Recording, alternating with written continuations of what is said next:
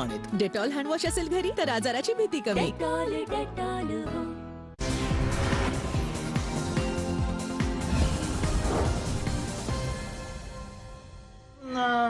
पिंपरी चिंचवड ते आपली पोस्टिंग मागतील काय? आणि ते पण असल्या थिल्लर माणसांकडनं. म्हणजे commissioner, joint commissioner law and order, त्याचे संबंध डायरेक्ट मुख्यमंत्री, उपमुख्यमंत्री सगळ्यांबरोबर असतात.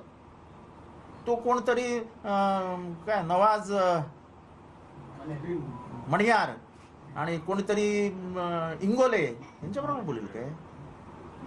म्हणजे ह्यांनीच माणसं प्लॅन्ट करायची, ह्यांनीच माणसांना संभाषण करायला लावायचं, ह्यांनीच ते टेप करायचं आणि ह्यांनीच त्याचा वापर बाजारात करायचा.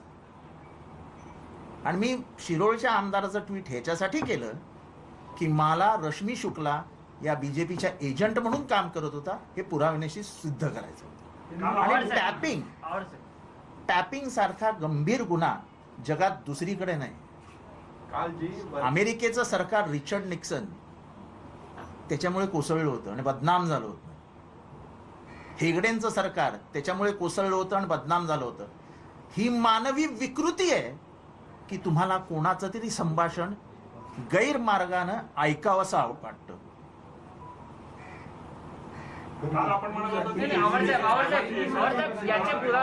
याचे पुरावे आपण सरकारकडे सादर करणार का? या संदर्भात रितसर तक्रार होणार का? त्यांना कोर्टात खेचणार का? काय कायदेशीर कारवाई का? आज लगेच मी तुम्हाला हे सगळं सांगणार. म्हणजे आमच्याकडे काहीतरी थोडा तोफगोळा राहू द्या.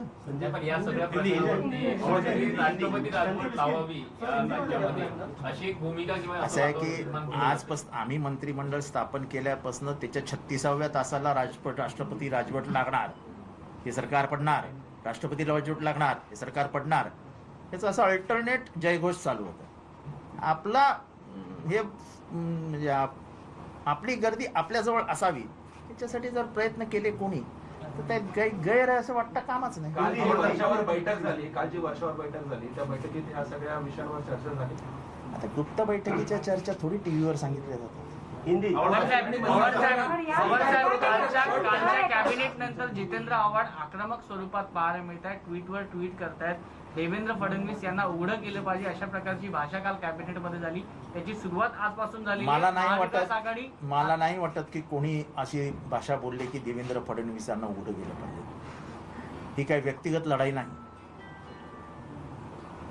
त्याच्यामुळे उगाच कॅबिनेटमध्ये न झालेल्या गोष्टी जनतेपर्यंत जाणं हेही चुकीचं आहे.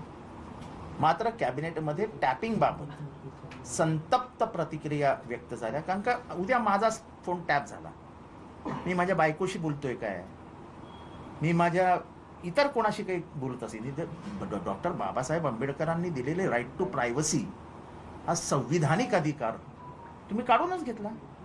आणि कोणाचा त्या तो मणियार त्याची लायकी आहे का फोन टॅप करायची? फोन टॅप करायला 5 फंडामेंटल म्हणजे सर्वोच्च न्यायालयाने आखून दिलेत नियम आणि सरकारने पण. म्हणजे तुम्ही खोटं सांगून फोन टॅपिंगची परमिशन घेता, खोटे नंबरवरती टॅपिंग करता, सगळंच खोटं रचता आणि सरकारला बदनाम करता. हे सगळं विरोधी पक्षाला पोहोचवणं विरोधी पक्षाच्या हाती झालं, हा गुन्हा आहे का? असं आहे की ऑफिशियल सिक्रेट्स ऍक्ट प्रमाणे हे सगळे गुन्हे आहेत. म्हणजे त्यांनी केलेली प्रत्येक कृती ही गुन्ह्यात बसते. ती फाईल अभिजित फाईल दे.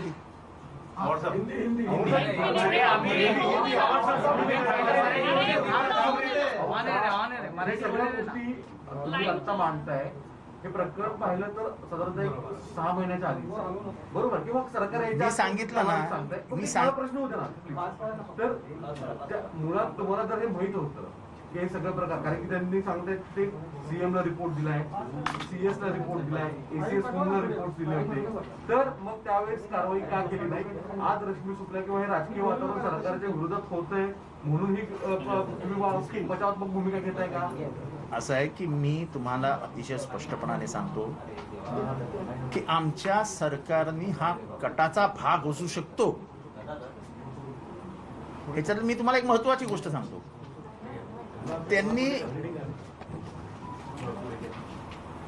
पाया पडत असं सांगितलं की मेरा लेटर वापस दे दो, मैं माफी मागती हूं. नशीब सरकारने ते पत्र परत नाही केलं. आणि हा कटाचा नंतरचा भाग असेल हे ह्याची सरकारला कल्पनाच नव्हती. सर कोण पाया पडला आणि त्यांनी कोणी माफी पत्र दिलं, ते परत मागितली?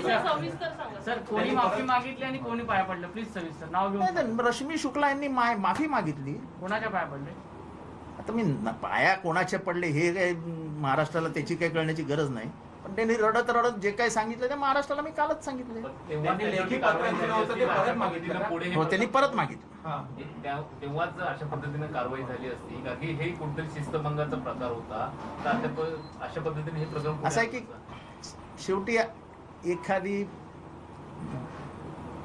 रिटायरमेंटकडे झुकलेली स्त्री, तिच्या हातनं चूक झाली, आपण तिला माफ करावं असं सरकारमधल्या मंत्र्यांना वाटणं हे माणुसकी दाखवणारी गोष्ट आहे की लगेच तिचं कारवाई करून शिरच्छेद करणं हे काही योग्य नव्हतं.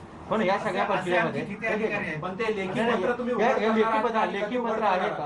आता सगळं तुम्हाला कळलंच नाही, ना. पण सगळी कागद आता तुम्हाला सगळं कळलं. आता हे तुम्हाला मी वाचून दाखवतो की हा गुन्हा कसा घडतो.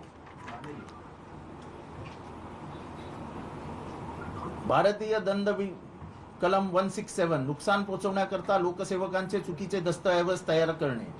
भारतीय दंड म्हणजे कलम 469 लौकिकाला बाधा आणण्यासाठी बनावटीकरण म्हणजे ज्याच्यात हे त्याचं पत्र मोडतं. कलम 166 कोणत्याही व्यक्तीला नुकसान पोहोचवण्याच्या उद्देशाने लोकसेवकाने कायद्याची अवज्ञा करणे, लोकसेवकाने कायद्यातील तरतुदींचे पालन न करणे. कलम 500 अब्रू नुकसानीची शिक्षा.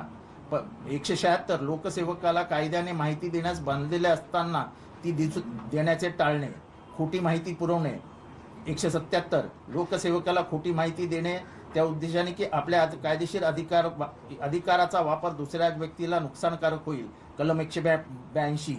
417 ठरवून ठकवणूक करण्याबद्दल आणि हे official secret act. If any person of any purpose for any purpose prejudicial to the safety of the state, if anyone has in his possession any official document or secret official code willfully fails to restore it to authority by whose it was issued shall be guilty of an offense under this section. पण हा राजद्रोहाचा गुन्हा होऊ शकतो आणि सरकार त्या दृष्टीने काही विचार आता म्हणजे राजद्रोहाचा गुन्हा व्हायचा की नाही, सेडिशन आहे की नाही ह्याच्यावर बोलण्याचा अधिकार मला नाही.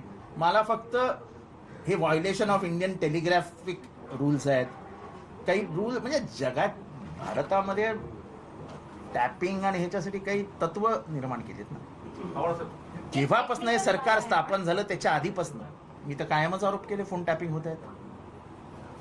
मी स्वतः हॉटेल रेनेसान्समध्ये 2 SBच्या अधिकाऱ्यांना स्वतः पकडले होते, 2 इन्स्पेक्टर्सना, आणि तेही दारूच्या नशेत होते. हे सगळं मी केलेली गोष्ट आहे ना. पण एक टेक्निकल बाब आहे, सेंट्रल डेप्युटेशन मध्ये आहे, तर हा माझं ते त्या सेंट्रल डेप्युटेशन मध्ये आहेत काय त्या UNO मध्ये आहेत, त्याच्याशी मला काय करायचंय. त्यांनी जे काय केलंय ते मी तुम्हाला सांगतोय. त्या डेप्युटेशन वरती कुठे ते थोडी मी तुम्हाला विचारतोय.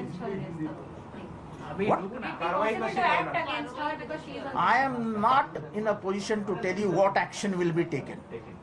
I am only telling you the misdeeds which she has done.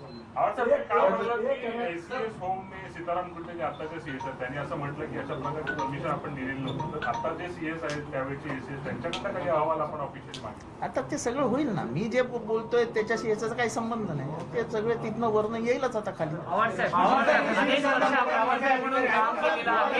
अनेक वर्ष आपण मंत्री म्हणून काम केलेलं आहे. सरकार अधिकाऱ्यांना ओळखण्यात कमी पडलंय अशी देखील एक कविता आहे.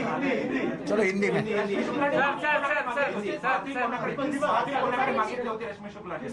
रश्मी शुक्लांनी माफी कोणाकडे मागितली होती?